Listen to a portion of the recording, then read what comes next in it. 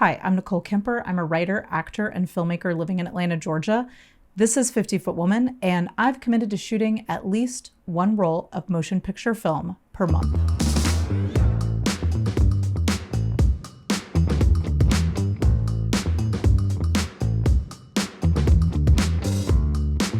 I recently realized a goal of mine, which was to shoot a short film on Super 8. And I've already done a video about the pre-production process, so go check that out if you haven't already. Today, I wanted to talk about our camera test and why we did one, how it went, and just sort of what the goals were and what we learned from that. When I was buying my film stock, I made sure to buy an extra cartridge of 250D, and a couple of weeks before the shoot, I got together with the actors and also my camera assistant, and we just filmed some camera tests. Basically, we had a couple of goals in mind. One was to test out the 250D film stock on the skin tones of the actors in what we were hoping would be the lighting conditions. Of course, we were shooting outside, so there's really no way to know exactly what it's going to be like, but fortunately, it ended up being very similar to the conditions that we had on set for the shoot. I also wanted to try different ways of adding more light to the actors' faces. So if the sun, of course, the sun's going to be moving all day. So if the sun was in a place where we weren't getting quite the right angle of light that we wanted, we had a reflector. So we were trying it with reflector, without reflector, and kind of seeing how that changed. Did both of our actors need a little bit of extra light from a reflector off screen, or or not? So it was just again trying to test what lighting conditions would be most ideal for the actors that we had for the film. And then lastly, I wanted to test out some of the manual features of the camera we were using. So we were using the Nikon R10 for the film shoot. It does have auto exposure on it and an internal light meter. But there are several features on this camera that allow you to either go completely manual with the exposure or just adjust the auto exposure a little bit. So I wanted to talk really briefly about some of these features for exposure on the Nikon R10 and how to use them. When you're looking through the viewfinder, you can see the exposure meter. So it's telling you exactly what the aperture is, which is very helpful. So that's really nice to be able to sort of, you can, meter with your light meter, and then you can kind of compare it to what you're seeing in camera. The thing with auto exposure is that it's going to most likely adjust for like the general lighting of the whole scene of what it's seeing through the lens, and not, if you're intending to light an actor's face, but something is brighter behind them, like they're backlit or something. In that situation, the auto exposure might not be super accurate for that. So one of your options on this side of the camera, you have the ability to adjust over or under. So if you're using the auto exposure, you can stop. You basically have the option of overexposing 1 or 2, so you can go up 1, 2, and there's also like half. So you've got a half above, just like a half before you get to 1, and then you've got another a hash mark here in between 1 and 2, so you can do like just a little bit overexposed. I just wanted to see like how much are we overexposing if we go up. If we go up by 1. Then here on the other side, you have a fully, you can change and then on the other side here, you can change the exposure fully to manual. So you simply pull this out. And so from here, when you're in the camera, you'll actually, through the viewfinder, you'll see the little line sort of moving, showing you where you're adjusting that aperture to. So again, once when you pulled this knob out, you are at that point working with fully manual exposure, and you just turn the dial to adjust the exposure however you want, and then of course, you can push that knob back in to go back to your auto exposure. So let's take a look at the results. So this first one is manual auto exposure, no reflector. So we are getting a little shadow here. This was when we were doing this camera test, it was the middle of the day. It was a few weeks before the shoot. I think we were getting together from like noon to 2 or something like that. And so the sun was really like overhead. And it was pretty bright that day. We did have a few moments where it went behind a cloud, but for the most part, it was pretty direct. So you can see that it's pretty, I think, I want to say it was like sort of on this side and sort of to the, so you're getting some nice hair light here, but we are missing a bit on her face. So for the second shot, we did put a reflector in there, which made a big difference. So that second shot is your auto exposure. And then I think we did one more. And then we went up a stop and did, we kept the reflector, but we did like we used the up a stop. So we went up a stop with that auto exposure, but +1. And then here you can see the manual exposure. So a little bit closer to that up one stop. And I don't know why, but it was really, frame was really, really shaky compared to other times that I've used this camera. So I don't know if that was the cartridge or what. So not a huge difference between the three, but you can see a little bit of a difference. And here are all three sort of together, so you can kind of see the difference.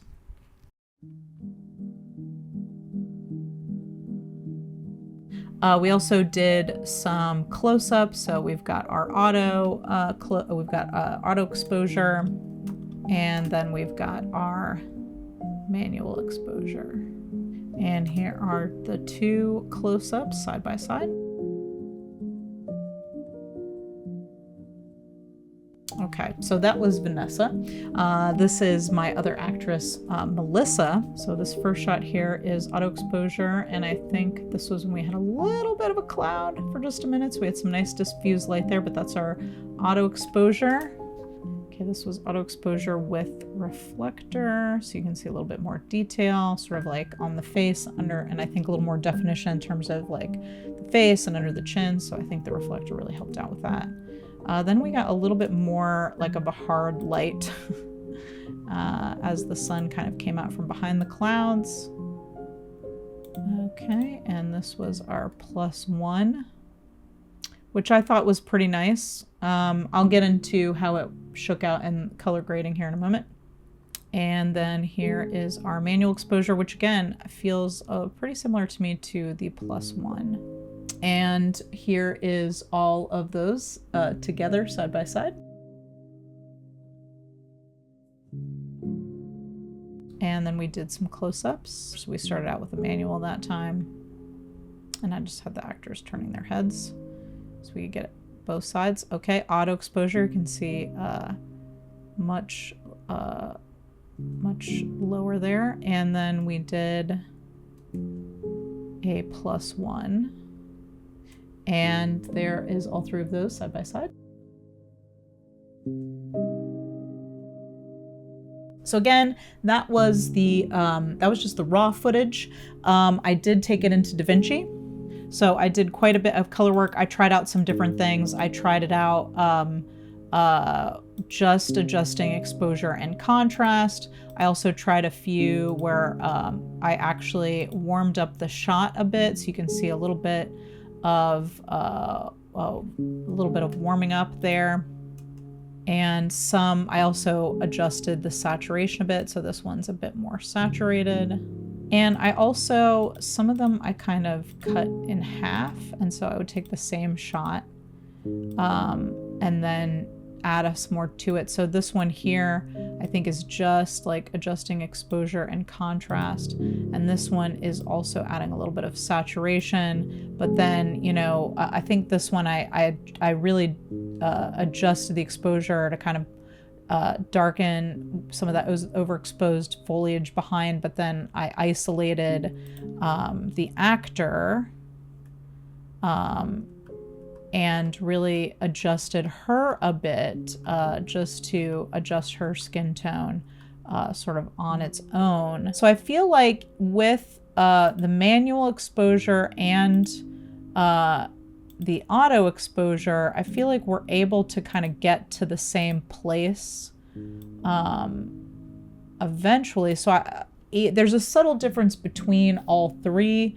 So I feel like the auto exposure actually did a pretty good job, but there are instances, again, where you've got like a subject that's backlit, or maybe you've got a subject that's partial, like you've got some mixed lighting, or maybe you're trying to achieve a particular effect with the lighting.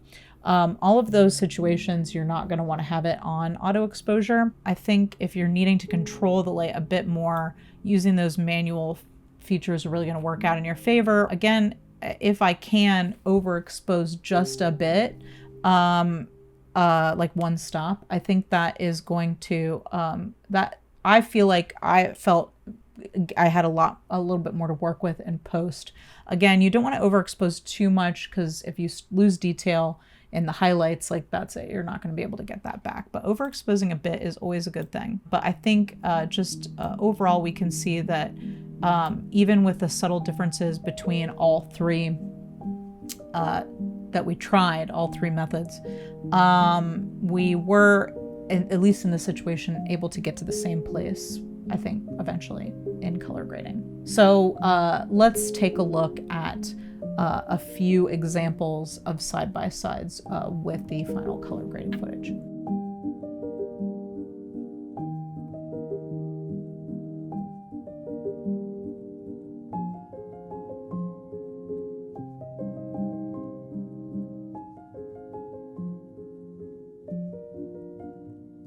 So just to sum up how I felt about this camera test and whether it was worth it or not, I have to say for me that it was. Of course, when you're buying an extra cartridge of film, you're also having to pay for the developing and the scanning. So you are looking at an additional cost if you choose to do a camera test before the shoot. But if you can afford it, I think that it's really, honestly, really valuable. Even if you've worked with this the camera that you're using, often, I think that it can be really valuable just to get out there with the actors, make some, try out some different lighting, and just experiment a little bit, because, the thing with film, of course, is that we're not seeing, what the final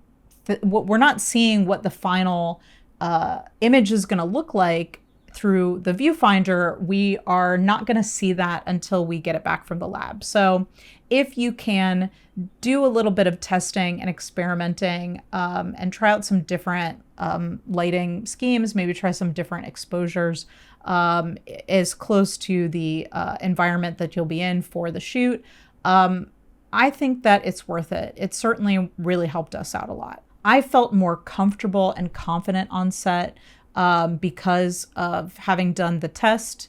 I felt like I was able to move faster. I felt like I was able to sort of in my brain kind of think back to some of the different things that we had tried when presented with different situations. I really felt knowing a little bit more, having a little bit more accuracy and understanding with what the camera and the film stock are going to be doing based on certain choices I made.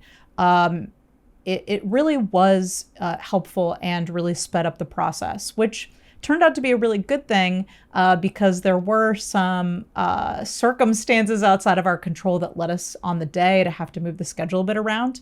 And I'll tell you more about that when I record my video about the production process. Thanks for watching. If you liked this video, I hope that you'll subscribe to the channel and stick around for more updates about this project. If you'd like a little bit more, I also have a blog on Substack where in addition to sharing these videos from the 50 Foot Woman series, I also share more about my still photography and sort of experimenting with different film stocks, and I'm hoping to get into some home developing, and also I do photo walks and things like that. So if that sounds interesting to you, the link to my Substack is in the description of this video. So stay tuned to hear how our production went.